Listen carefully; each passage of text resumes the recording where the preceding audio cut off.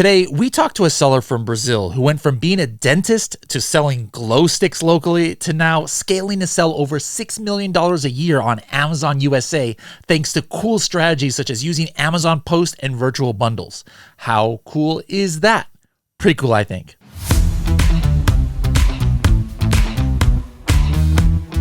Hello, everybody, and welcome to another episode of the Serious Sellers Podcast by Helium 10. I am your host, Bradley Sutton, and this is the show that's a completely BS-free, unscripted, and unrehearsed, organic conversation about serious strategies for serious sellers of any level in the e-commerce world.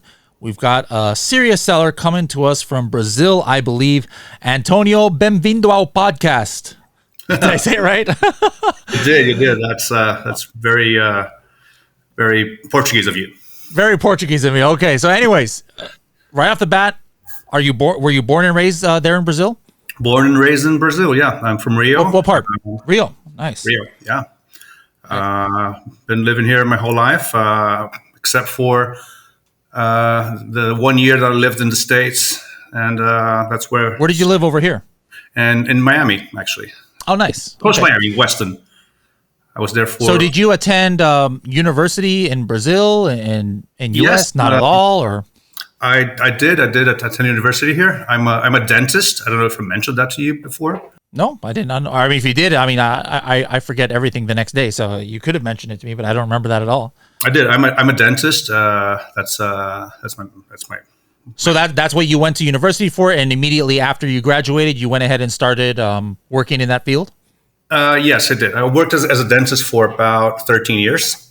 Okay. But right after, maybe 4 years into that, I started my like a side business, completely out of nowhere. I think we'll get to that. But that's where I started with e-commerce back in. Well, you didn't like being a dentist, or what made you start looking for other things to do? I did like being a dentist, but that was a side thing, just something that happened to me, something that came up, and I just found another way of making a little more money. I didn't really need it, but it was also fun because it wasn't in the event and party industry. Mm-hmm. So it was something that I also had fun doing. And so this was when you say side job, this means that you still were being a dentist, but then on the side you went ahead and started this other. Yeah, thing. Yeah. I was probably 24 years old. I graduated. I was 21, mm-hmm. And at 20, I was about to say I was doing some math right there. I was like, wait a minute, did you say you were a dentist for 12 years? Like, what did you start college when you were 12? But you're talking about you started this side business while you were still being a dentist. Exactly. That's why. Okay. Before being a dentist, I worked with before going to dental school. I worked with concerts. I did lighting for concerts, for nightclubs, stuff like that. Oh. So I knew a lot of people in the night scene here in Rio. Those glow sticks that people give out at Disney World at night. Yeah. So I had a couple of those in my bag that I had bought for a friend's party or something, and I was actually getting to my office and. So, these children were like giving a tantrum to their mom. My mom's trying to, get the children to comply and crying, and mom's desperate. So I just lit up a couple of those and said, "Look, shiny things," and tried to distract the kids. I thought you were about to say, "I just lit up at the dentist." I'm like, "Whoa, okay, what do you guys do in dentist offices in Brazil? Good grief!" Okay, lit up one of those glow sticks. I get it. Okay. Right. So I snapped one of those, gave them to the children. And they were like immediately distracted, and the mom said, "Oh, that's amazing!" This, mind you, this is 2003, 2002, so kind of a novelty thing here back then. Mom's immediately interested. She said, "Well, where can I buy this?" I think I had a friend with me, so he immediately said, "You could make some money out of that." So. I think I had someone bring some more of those from the States because that mom wanted to buy some of them for her child for his birthday. I sold it to her for like 5 times what I bought it for. Immediately saw an opportunity there. Started buying more and more. I set up a website that I made with Microsoft Word. With images that I stole from, the internet. And that thing just blew up. I don't know what happened. That my website was found by a lot of people. They were posting it everywhere.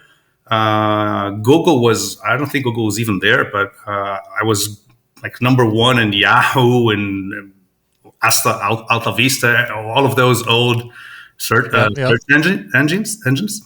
And everyone was finding my website and wanted to buy that from me. So I just started selling those from my bedroom, and my girlfriend and I were like packing boxes before I went to, every morning before going to like my dental office. I just drive by the post office and ship out some boxes. And that's how I found out that money could be made online.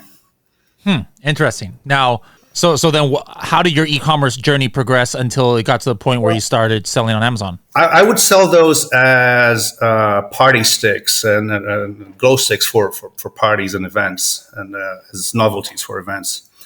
And they're used as bracelets. So the way people search for them, they would ask me if I had event bracelets. Those were used for VIP, for backstage. You know, those wristbands you use for events. Yep. People were asking, do you sell those? I'm like, no, I'm only selling the glow sticks. And like 3 people asked me for those, 10 people asked me for those. I'm like, well, there's another opportunity over there.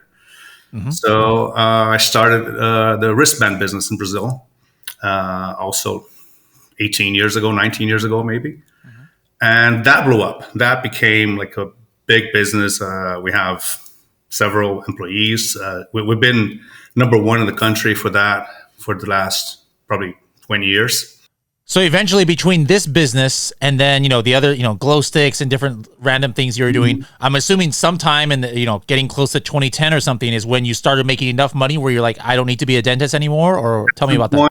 At some point, being a dentist became something that was in the way of my entrepreneurial life. So going to the office was not a pleasure anymore. Mm-hmm. I was starting to see it as an obligation and not as work, and not as a job and not a pleasure.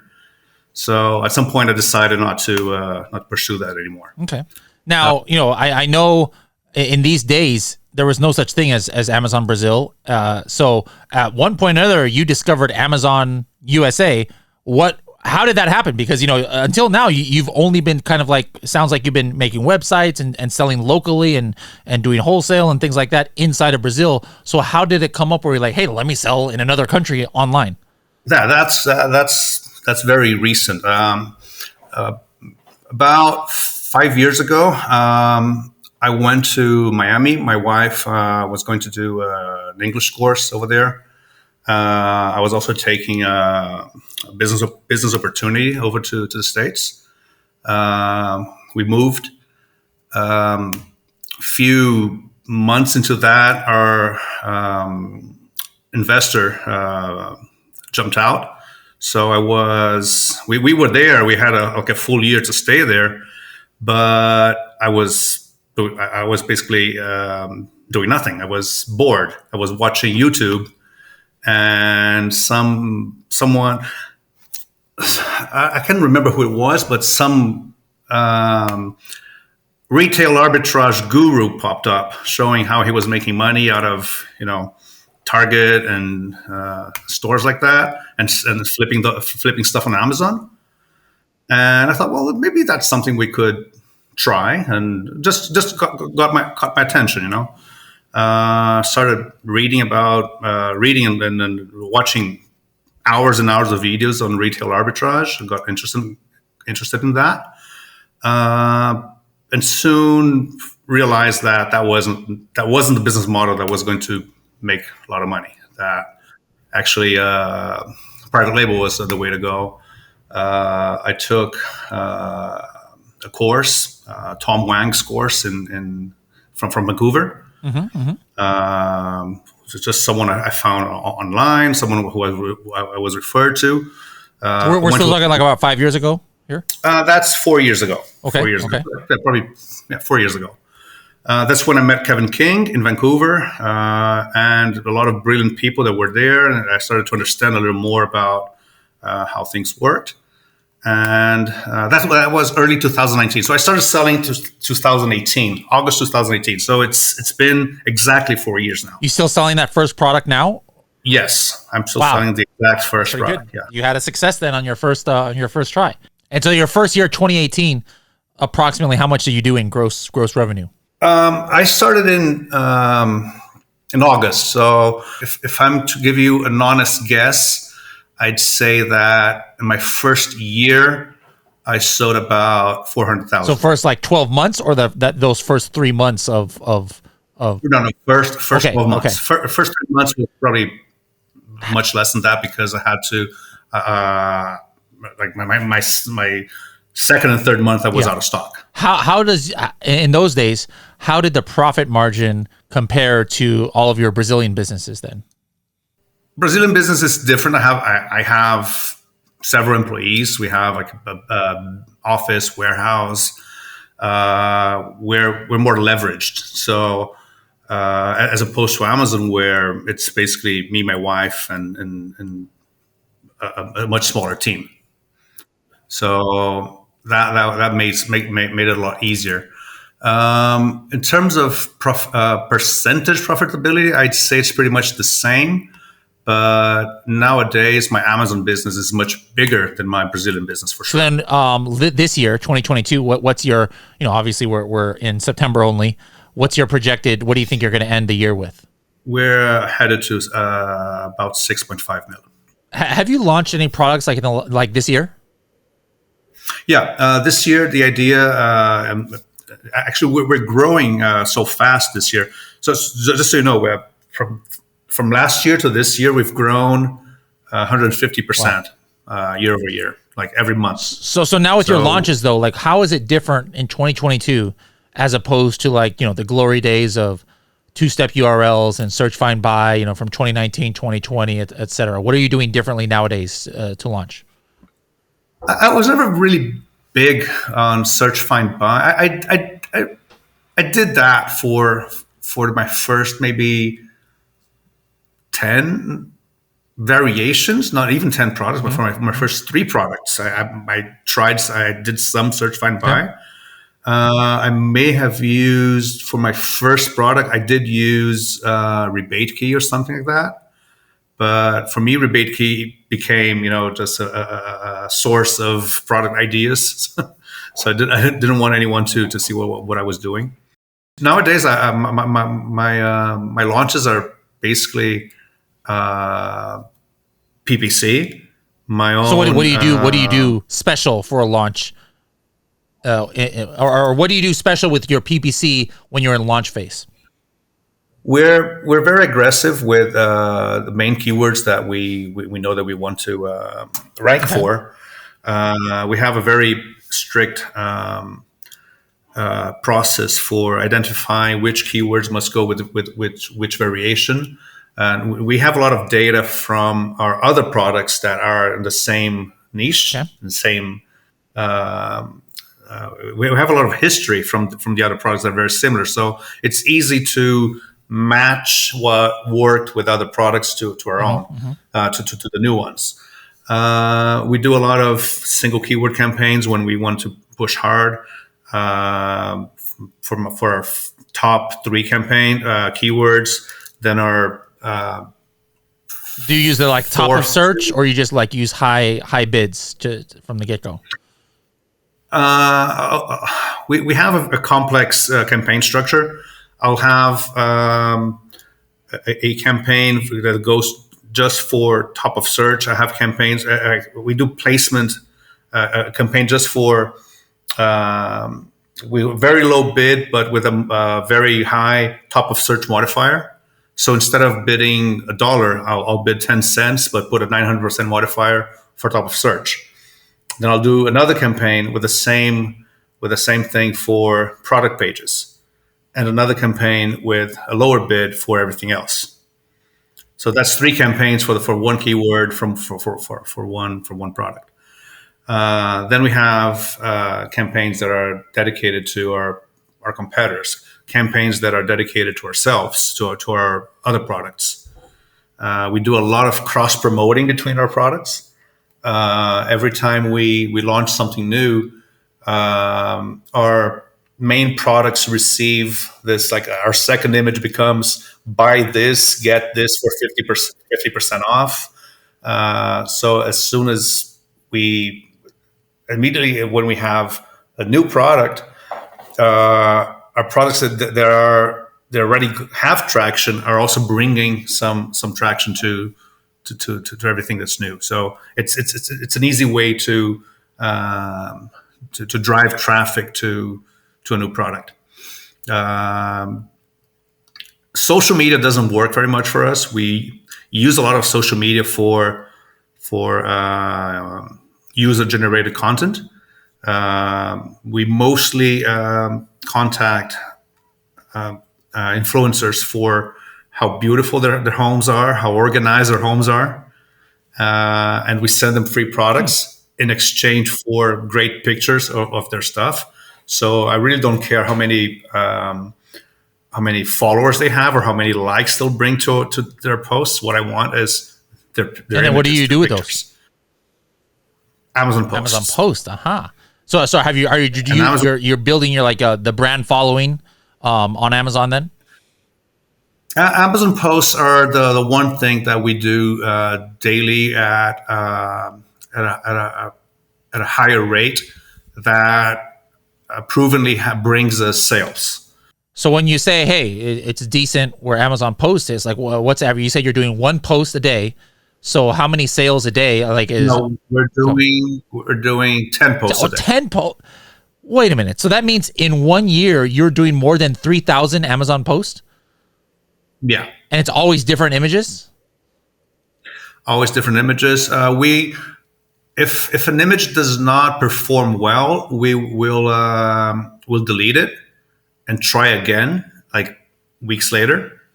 And sometimes it's not a question. It's not we realize that it's not a matter of image quality or the theme. Sometimes it's just how Amazon decided to serve that image and how the algorithm picked it up. Because the same image can fluke one day and like be brilliant the next week. So if an image doesn't go well a day, we'll delete it and try again. We'll flip it, we'll crop it, we'll like do different uses of it and recycle it. And are you doing like captions for each of these, almost like Instagram, like coming up with quirky sayings, or just really simple, or what are you doing? Jasper. How do you leverage Jasper. that? I've never used. I know what Jasper is, but I've never used it before. So tell me give me your secret salsa here. Well, what we do is we go to Jasper. My SOP for that is go to Jasper and describe the image the best you can in your words. So that's like a short description. Remember, we're all Brazilians. My team is all Brazilian, so we don't have native speakers working for us. And sometimes when they try to write their own captions, it's in broken English. So I'll say, just write it the best you can, describe it the best you can. So describe the image and hit generate, and Jasper will generate like 10 captions for the same image. Wow. And they'll just select one or two of those and post that. Interesting.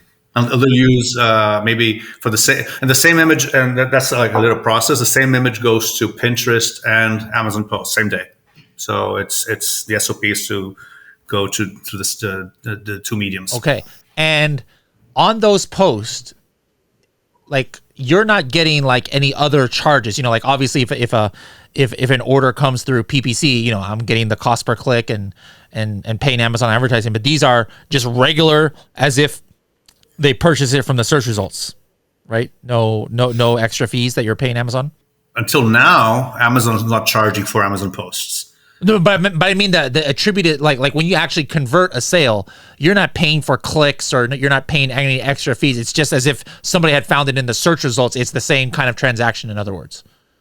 Yeah. They're finding it in either your product page or related products. So they're navigating other products, and they'll see your like posts related to this product. They'll just find yours, and these are used. They are always styled images, like Case uses in a nice room. So they're eye-catching images that we use. So very descriptive of how to use, or very nice. It's not a lifestyle product. So it's not someone surfing or camping. It's just this is how you use a product, and it's usually a mother looking for something to arrange or decorate their children's room. So it's very Pinteresty in the way that you're researching some kind of decoration for a room. Okay, interesting. Now, are you leveraging at all the, I think once you start doing Amazon posts, you have that ability where people can start following your brand. I forgot what it's called, like customer engagement or something like that. So like, are you communicating with these customers who start following your brand because of Amazon posts, or no? I'm not. I know we now have this ability to email our followers. This is something I've spoken to our team, that we should use that for our launches. We haven't yet. Okay. We haven't done that yet. We might. We will have a new launch probably in a couple weeks. Yeah. And we might use that. Thanks for reminding me. Okay, there we go. So I'll let you know how that works out. So I swear I'm doing I'm going to have to ask Shivali. Shivali here at our company is the one who was doing a little mini project with Amazon Post, but I swear it's supposed to come up on the product page, but I don't see it. But normally Amazon Post will show up like on the bottom of a product page, or where else do they show up?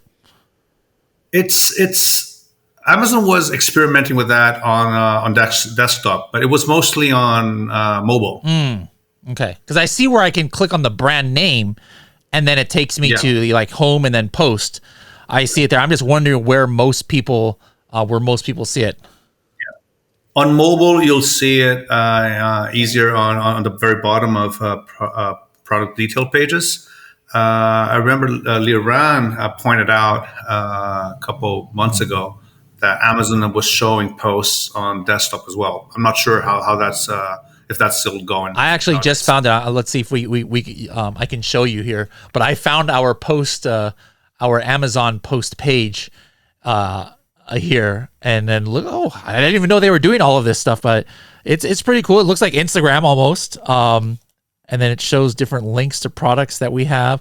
These keywords that I see here at the bottom, like, is this Shivali entering this, or is Amazon's like algorithm like putting in some keywords here? I'm not sure. I know you can input some products. I'm not doing that myself. I have someone at the office doing that. I'm not sure if you can input the keywords yourself. You do input the text and the related products. Okay. Wow, there's a lot. I don't even know how he had all these pretty cool pictures here that I'm looking at on our post page. Very interesting. Okay. So Amazon, any other unique strategies that you're doing? I mean, this is kind of like we do something with a 30-second tip, that's the TST, where we go through some different strategies. So this is definitely a unique one where you're doing so many posts a day now. But before we get into your other tips, I just wanted to ask one more question on this. Like you said, you're getting a lot of these images from the Instagram, people or influencers or something, but 10 a day, that's a lot of pictures. Like, is that where you're getting all of the pictures from, or how are you getting some of these pictures? Because to come up with 3,000 different pictures a year is a lot. No, we hire every time we launch a product. Remember, we every time we launch a product, if I have 10 variations, I'll photograph 10 variations in, I don't know, every different setting. So if you go to each variation of mine, you'll see the exact color in the room. So it's not like you'll. So some people will have the for all variations, just general pictures of their products, whatever color it is. We will do it variation by variation. So if I have 10 products and I want to do a 10 scene photo shoot, that will become 100 pictures for me. So are you just you found a studio, or is this somebody on staff? Like you have your own photographer who does this, or? This is another tip with influencers. I found one of the influencers that was a great photographer, and she did it professionally, and she had a beautiful home. and she became our to-go photographer. Interesting. And she's in the States, which is much easier than we don't ship anything to Brazil. I have products that I had never seen. I was even selling them in the States and on Amazon without ever even touching the products myself. So what we'll do is our supplier, instead of shipping samples to me, my samples will go to the photographer. She'll take care of the photographer at her house, send us the pictures, and we have like this almost this huge photo bank that we will use forever. Plus, every launch will contact at least 10 to 20 influencers for pictures. And we also have these influencers that we always go back to. Interesting. Wow, that's super, super cool.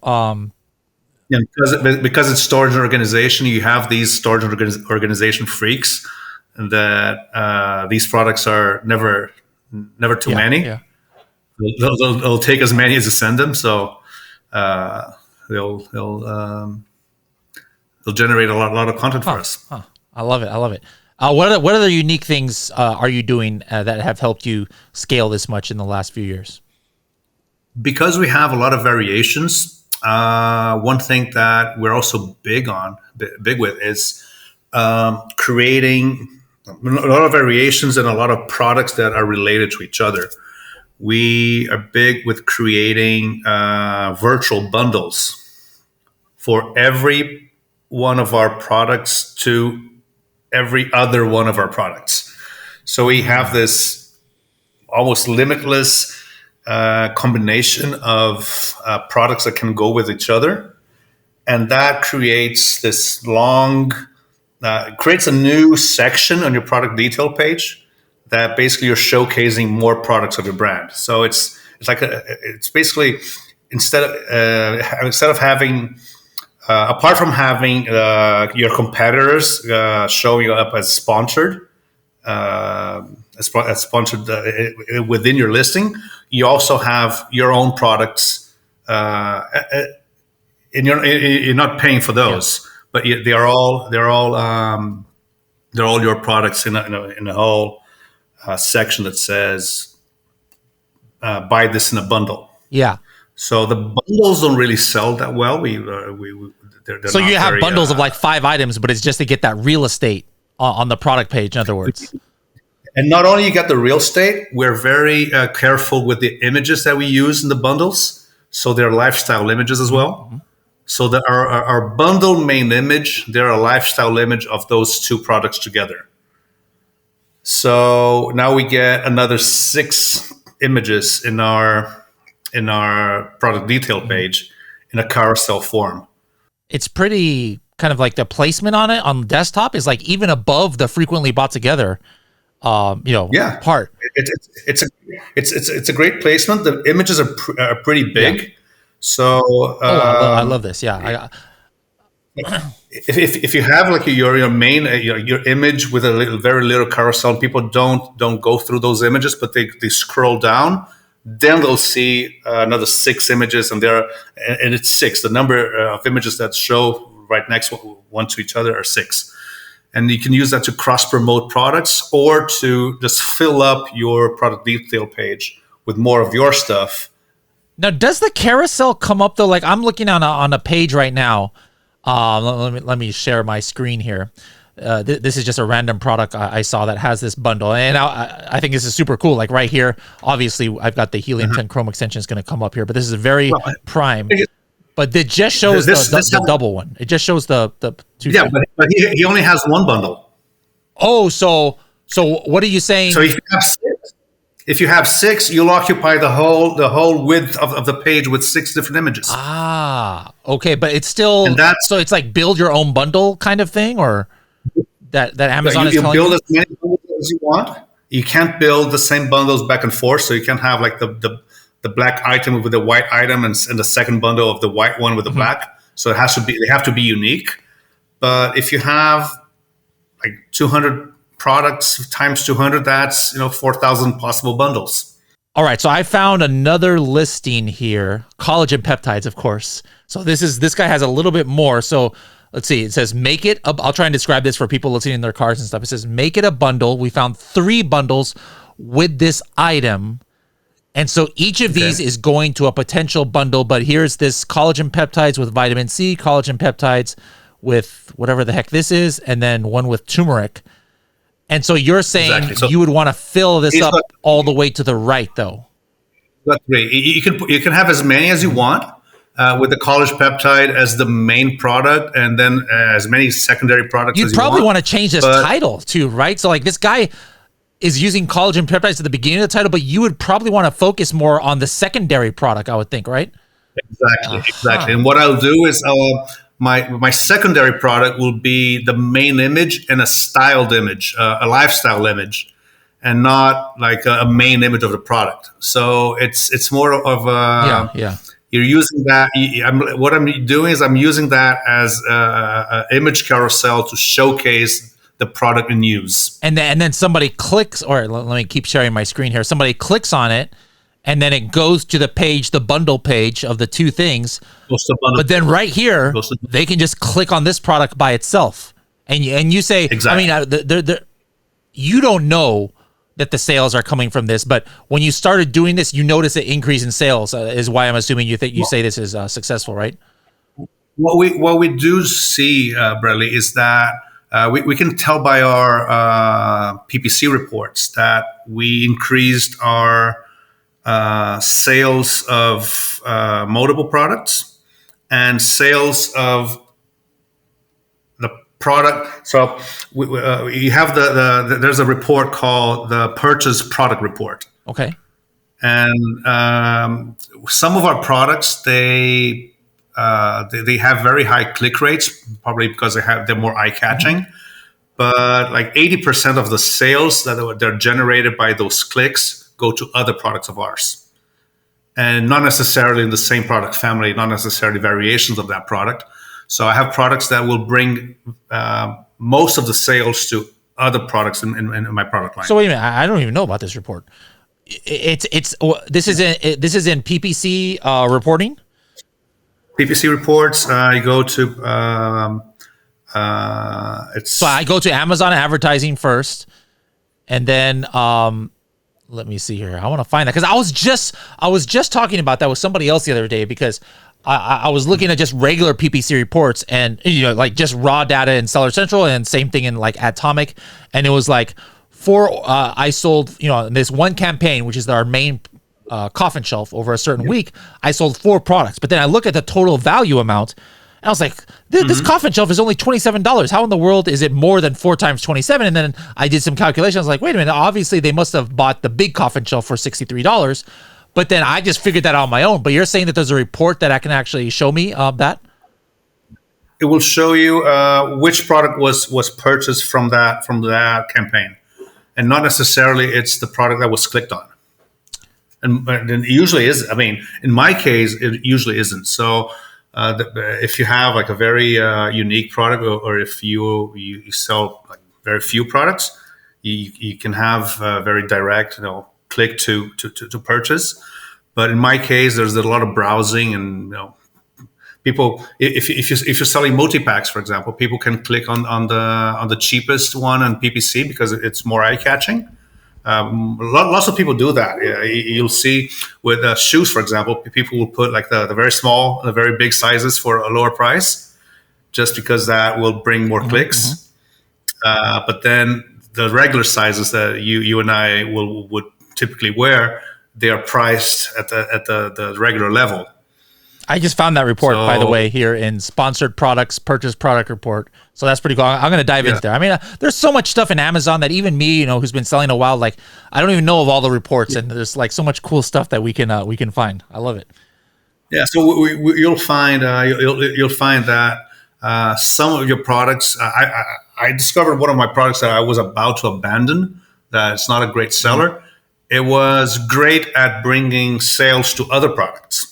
So we, in our ABC curve, we decided that not only the products that sell really well are A players, also products that rank well but bring sales to other products are products that can't run out of stock, that we can't miss on ranking and efforts. All right, cool. All right, one last tip maybe for us, something unique. I mean, you've given us a great one on Amazon Post and another one here. So this virtual bundles for advertising. What else you got? One thing that got a lot of attention at Prosper, one of the workshops that I went to, it's not with ranking, but it's a money-saving tip that was very successful when I talked about that. Pay attention to your packaging. If you have any unnecessary slack material in your packaging, for example, maybe sometimes a retail package has like this big flap that used to hang the package from the shelf, but that's just a flap, and there's not really packaging the product. It doesn't do anything except for being a flap. And Amazon will count that as total dimension in your product. So, for example, if you're selling socks and your socks are like 4 inches thick, and you have this very thin flap that's another 10 inches, 4 inches long, you're paying for the whole volume of the full size of the package with the flap times the height of your package. So maybe your retail package is not the best for Amazon because you'll have too much slack material. So you can solve that sometimes just by taping back the flap. You can solve that by redesigning your package, but that's something that could potentially save you 30% in your storage fees at Amazon. Wow. Okay, that's another good one right there. So yeah, Antonio, we got a lot of great tips, and I know we can go even deeper. You know, the next time you come on, talk about some uses of helium-10 that you do and other things. But I'll be seeing you in person real soon because you'll be flying from Brazil, right, to come to Cell and Scale? I am. I'm coming to Cell and Scale in Vegas. So we'll be seeing each other again. Awesome. Bring that carnival spirit and maybe some outfits too. We'll have you break out dancing in my I have Zumba. To bring my you Zumba guys class. to Brazil sometime. Yeah, I was talking to Dr. Pineapple, to Travis, to have him have our his next company reunion in Brazil during Carnival. We got. I know a lot. I know some Brazilian dances. Like I can do a little bit of samba, some axé, funky. Like I do a little here and there. So we'll have to see your moves. Yeah, I'm looking forward to Zumba class, though. There we go. Yeah, you're going to be at the Zumba class 7:30 in the morning on Tuesday. So make sure to come. Yeah, count on me. All right. Well, if I like just having regular, sellers, come. I saw you at the $1 Billion Seller Summit, and I've been seeing you on Facebook groups for years and things. But you feel free to say no. But if people want to reach out to you, I know you're not trying to you don't have. I don't think you have an agency or anything like that. But if people want to find you on the internet, can they reach out to you at all? Yeah, absolutely. I'm on Facebook. Several of these groups that we are a part of. I'm on LinkedIn, Antonio Bindi. If you want to reach out, I'm happy to. Always happy to help. I don't sell any services. I don't sell any products. I mean, not to sellers. Just everything I learned from my business was through videos that were freely put out there and from conversations I had on Facebook. So I'm glad to give that back, and I learned a lot from these conversations as well. And you've also lost a lot of years of your life reading some ridiculous threads in Facebook groups that you and I have seen. Oh yeah, absolutely. Yeah, but anyway, that's a whole nother story. Anyways, thank you so much. Obrigado for coming on here, and I'll be seeing you soon in Vegas.